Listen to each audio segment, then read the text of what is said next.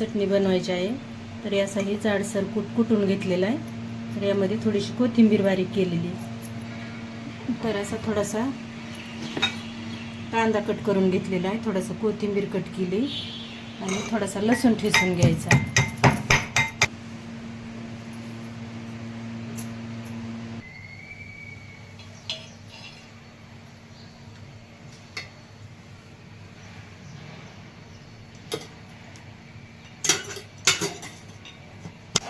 तर हे आपल्याला कढईत न करता तव्यातली हे करून घ्यायची ना चटणी. तर हे थोडंसं तव्यामध्ये तेल टाकून घेतलेलं आहे आणि यामध्ये थोडासा लालसर असा कांदा परतून घ्यायचा. आणि थोडा छोटा लहान लहानच कट करायचा, एकदम मोठा केला तर मग ते चटणीमध्ये हे होतं ना. थोडा बारीक कांदा कट करायचा आणि लसूण ठेचून घेतलेला ह्यामध्ये टाकून घ्यायचं. चटणीला खूप छान अशी चव येते. कोथिंबीर पण टाकून घ्यायची परतीताने.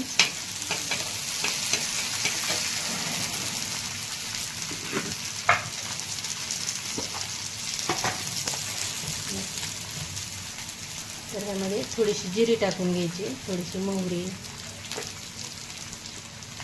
थोडीशी हळद टाकायची.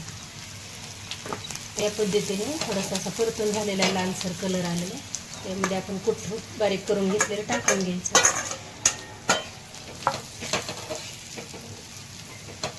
खूप चांगलं छान मध्ये परतून घ्यायचं तेलामध्ये. गॅस एकदम कमी करायचा म्हणजे कुठ करपल्या जात नाही.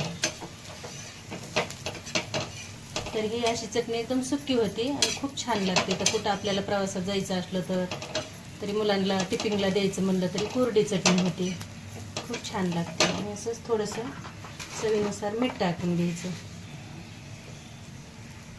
थोडं मीठ कट करायची म्हणलं थोडीशी तरी जमतं. तर थोडीशी लाल चटणी टाकून घ्यायची. एकदम सोपी पद्धत आहे ही आणि खूप छान लागते खायला चटणी.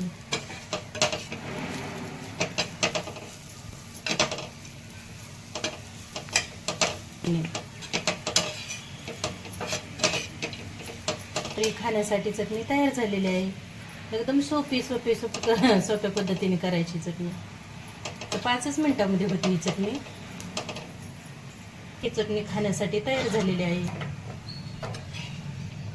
तर या शेंगदाणे चटणी खायला तर आम्ही नाश्त्यासाठी चपातीसोबत खायला बनवलेली आहे. जर या पद्धतीने करायची असली तर करू शकता. खूप सोपी पद्धत आहे. व्हिडिओ जर आवडला तर लाईक करा.